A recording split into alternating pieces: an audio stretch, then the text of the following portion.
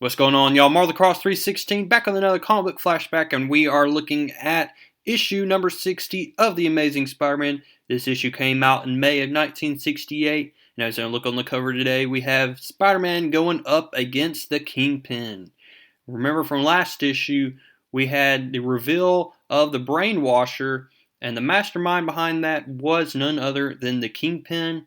So we're going to continue the story today as we see Spider-Man fighting the Kingpin on the very first page of this big splash page here.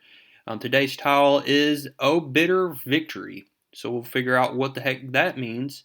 And then we're also just going to continue the storyline with Captain Stacy, as it looks like he is being brainwashed under this machine.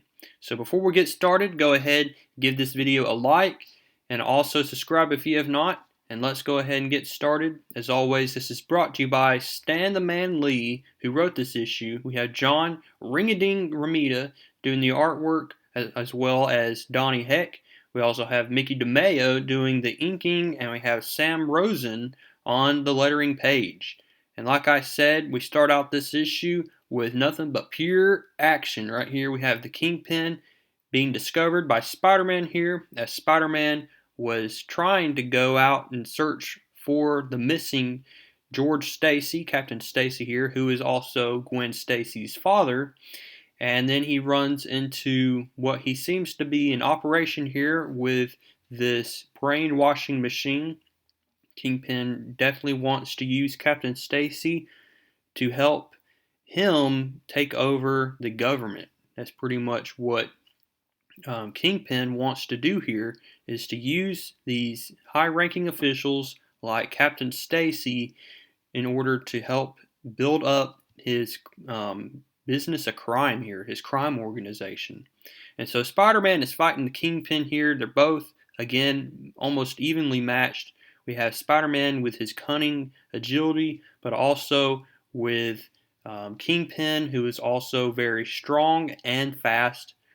Don't take his pudginess, his fatness to be granted here. He is very strong, and all of that fat is actually muscle here. So Spider-Man is trying his best here to tackle the Kingpin here, but just nothing seems to budge. He's swinging Spider-Man around like a rag doll, and then he hurls Spider-Man into this electrical power source, and he doesn't mean to do that, but Spider-Man just pretty much is hurled into this electrical power source.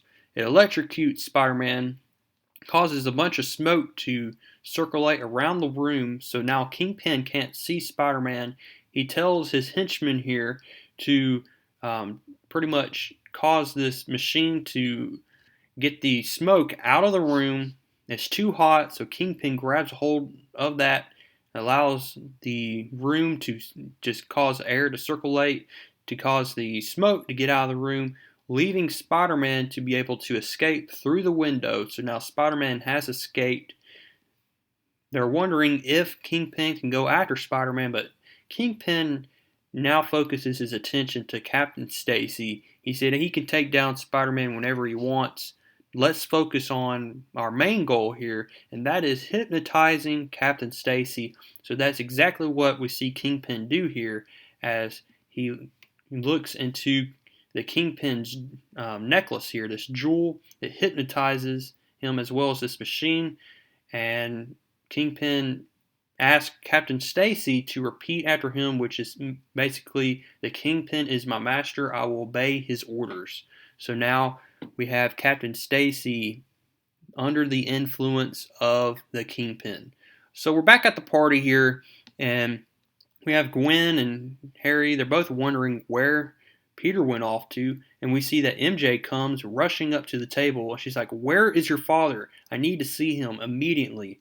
And then she explains that there was a fight outside and it involved Spider-Man. But all of a sudden, we see Captain Stacy interrupt the conversation, and he says that there's nothing to worry about, and everything seems to go back to normal. Gwen Stacy gives her father a big hug, but they're still wondering where Spider-Man went off to. And as we know now, Spider-Man is trying to get better from this huge, fight he had with the Kingpin, and he's seeing double vision. He's just very dizzy. He can't even grab a hold of this flagpole. Luckily, there's a building nearby that he can climb on, and so Spider-Man's feeling like there's no use in him trying to go after Captain Stacy or the Kingpin at this point. He needs to get home to get some rest. So that's exactly what he does. And now we're going to see how Captain Stacy's demeanor and his character changes throughout this issue. But we see that Peter Parker comes home. He can't sleep. He keeps thinking about Gwen. He keeps thinking about the Kingpin and Captain Stacy. And then one thing we see here is that he pretty much says, "How could I attack Captain Stacy because he's the father of the girl that I love?" So that's the very first time that we see here that Peter Parker mentions that he loves Gwen Stacy, not just likes her, not just that he has an affection towards her, but that he loves her. And so he's starting to feel a little better. He gets on his motorcycle and he's like, "I gotta find out if Captain Stacy is safe. I'm gonna go to Gwen's house." So he goes to Gwen Stacy's house. She opens the door. She lets Peter Parker in. And here we go. We're going to see just how much this brainwashing machine has affected Captain Stacy here. Peter Parker goes into Captain Stacy's study while Gwen Stacy gets some coffee for the both of them. And Peter Parker begins to question Captain Stacy about what happened earlier last night with that fight, and also how Spider-Man was involved. Captain Stacy immediately tells Peter Parker that he doesn't like him nosing into business and that he needs to leave. And so Peter Parker's like, "You know what, I'm just going to have to tell the police and maybe they'll be interested." And then all of a sudden we see Captain Stacy, he grabs his cane and he's about to attack Peter Parker from behind. And then with Peter Parker's spider sense, he turns around and knocks down Captain Stacy with his strength, not realizing that he used some of his spider strength to knock Captain Stacy down. And the worst happens here. We see Gwen Stacy. She enters the room, knocks over the coffee, and she is just shocked. And she tells Peter Parker to leave and that she never wants to see him ever again. So this is very bad for Peter Parker. He realizes that it was true this whole time that Gwen did like Peter, but now she is so mad and she's so disgusted at what she just saw in her own living room in her dad's house that she doesn't even want to see Peter Parker anymore. And so now we're going to just see how this all escalates here as Captain Stacy, he phones the Kingpin and tells him about how Peter Parker is suspecting what's been going on with Kingpin and his business and his organization and his plans. So the Kingpin orders two henchmen to go after Peter Parker. Captain Stacy gave Kingpin the address to where Peter lives, and so the Kingpin is now suspicious as to why Peter Parker is how he's connected with this whole thing that's going on. So Peter Parker, he visits his aunt and he just comes to check on her health.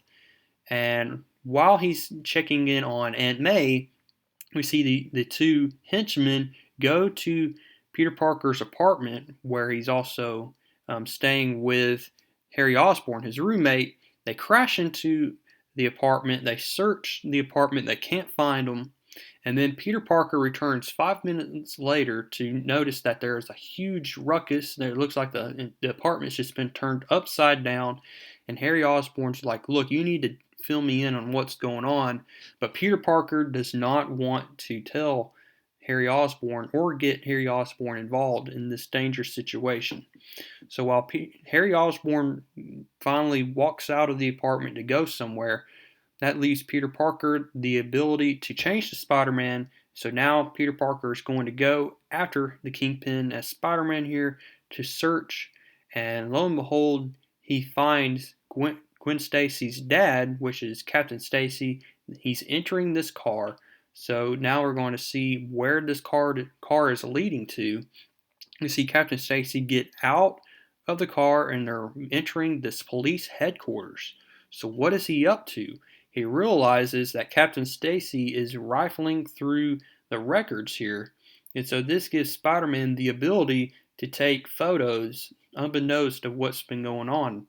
And so as Spider-Man takes the photos, he crashes through the window to try to save Captain Stacy and take down these two armed men.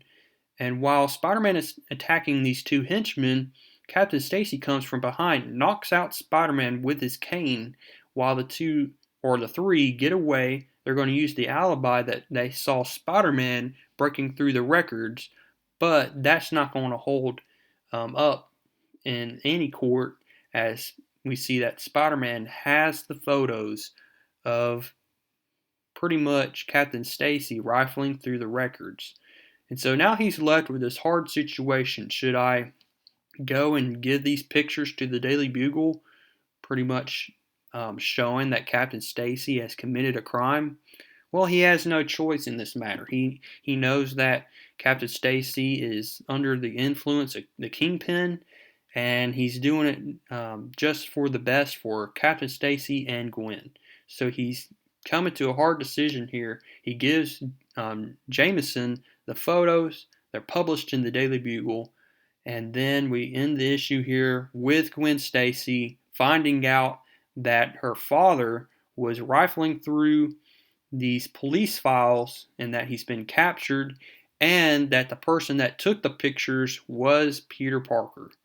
And so that's how we end this issue. We'll end on a cliffhanger here. What's going to happen next issue is we look at issue number 61 as the web tightens here in this story. I hope to see you next time. And until next time, keep reading comics.